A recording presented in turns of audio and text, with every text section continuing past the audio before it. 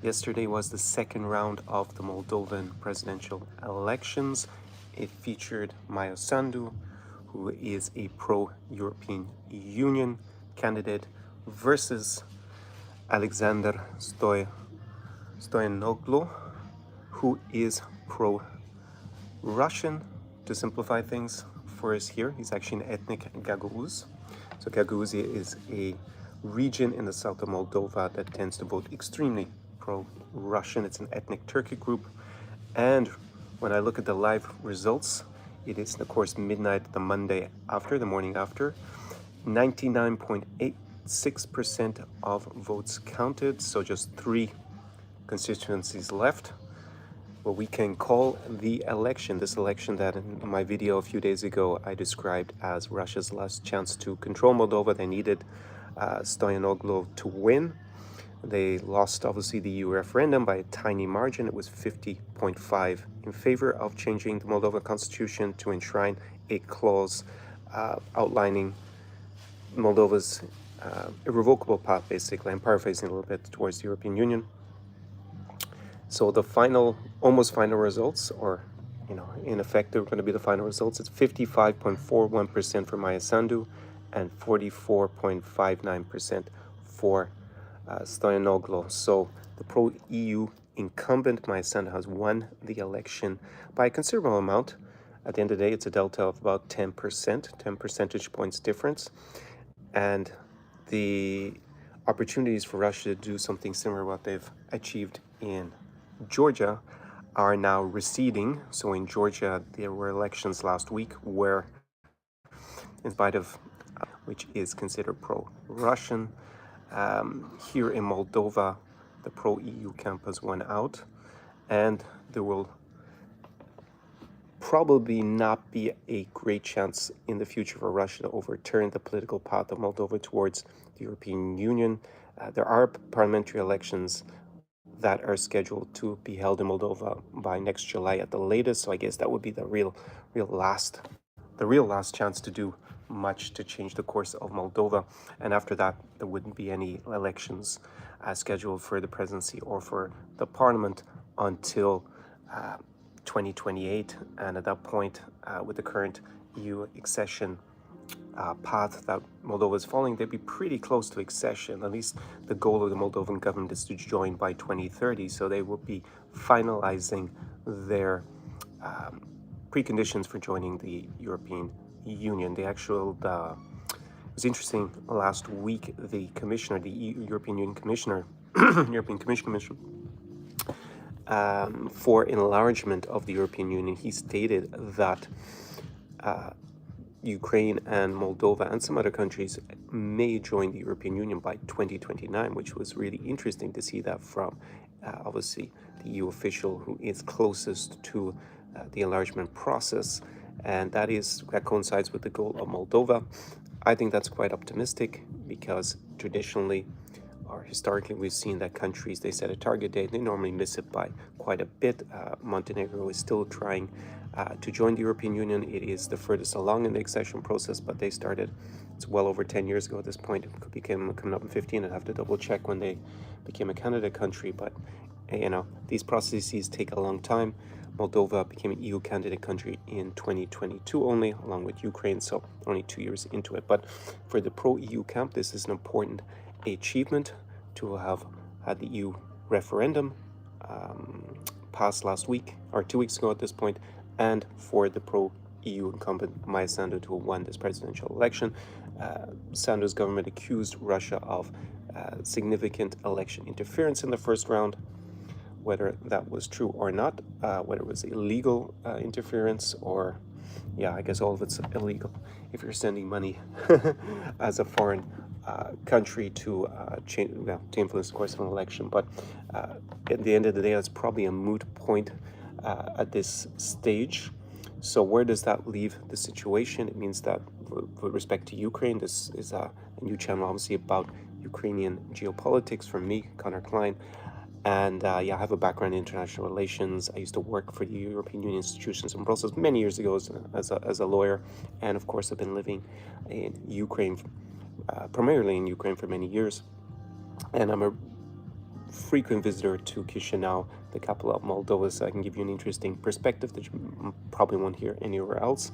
From the Ukrainian point of view, this is a big victory in favor of Ukraine, because if Moldova had elected a pro-Kremlin, pro-Moscow candidate to the presidency, then Ukraine would have had a significant geopolitical risks north of Odessa to the west of the country, with a pro-Russian government in Chisinau.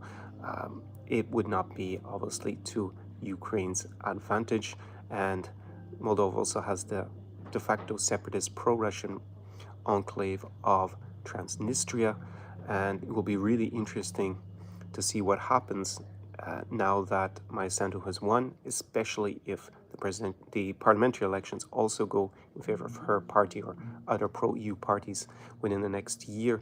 And there really isn't an avenue for Transnistria continuing to be a de facto pro-Russian separatist republic. In my opinion, their economy is extremely weak. They have 1/3 the GDP per capita of the rest of Moldova, and in January, there is the possibility that their cheap gas from Russia will be cut off as it transits through Ukraine. That is not 100% sure, but at the moment, that looks like the most likely outcome. And then what is the economic future of Transnistria? There are 1,500 Russian soldiers stationed there as peacekeepers, following the Transnistrian war in the early 90s. I mean, officially there's 1,500 there. Who knows how many are really there?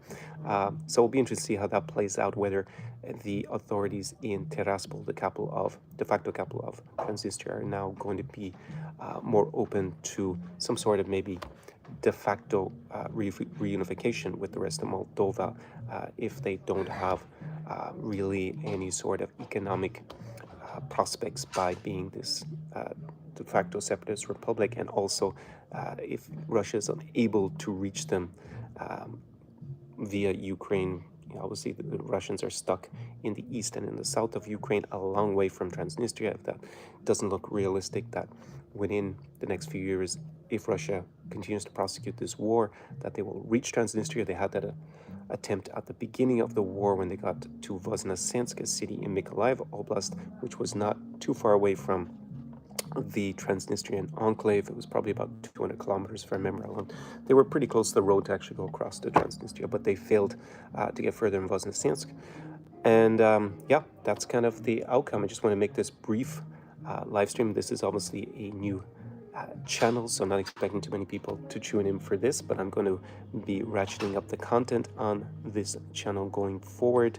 I'm going to try and make a video every 2 days for the next while to build up the audience and attraction on it. If you're planning to go to Moldova or Ukraine, I'm going to put my guide, my insider's guide to visiting both countries. It'll cover the safety issues, especially with Ukraine, obviously very pertinent. And obviously, I have my hospitality guide, and best known for my other channel about lifestyle. So I'll put links to that down below in the description. If you're visiting either country, then that will be an invaluable resource for you. And Top G said, Coach, I think you should probably drop Top G. It's probably not going to, that's just my 2 cents on the branding, because I foresee that guy spending a lot of time in prison in the region pretty soon. Let's see what you say. Great news and expected results in Moldova. Concerned about Georgia. Yep. I will make a video about Georgia.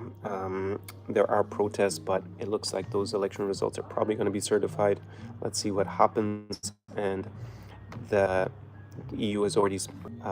so, yeah, it's not looking great for Georgia for the next few years. Perhaps that would change if and when Russia loses this war in Ukraine. That will change the geopolitical calculus in the region for Georgia. But for now, Moldova is firmly in the pro-EU camp.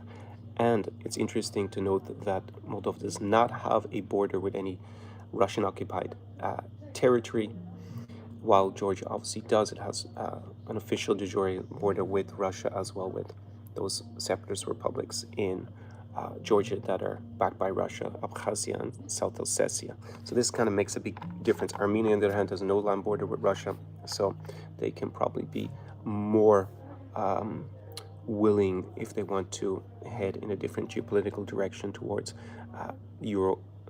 transatlantic institutions like the European Union or NATO or something like that. So the gas pipelines from Russia through Ukraine are going to be cut off, not renewed by Ukraine. My understanding is by the end of 24. Yes, January 1st, 25. At the moment, the agreement that allows Russian gas to transit through Ukraine will end. It is one of the bizarre peculiarities of this war that while Russia is basically fighting to end Ukrainian independence from Moscow, both countries send their gas. Russia sends the gas through Ukraine. Both countries are in agreement, and Ukraine receives the transit fees. So it's kind of bizarre. It's been one of the anomalies, I guess, with this state of de facto state of war. I mean, war is not officially declared. That's why Russia keeps claiming a special military operation, which is obviously a euphemism for war and a bit of legalese. But yeah, that will probably end. It will mean, I think I saw an estimate, it would mean that the Ukrainians will lose like 0.5 percentage point of GDP.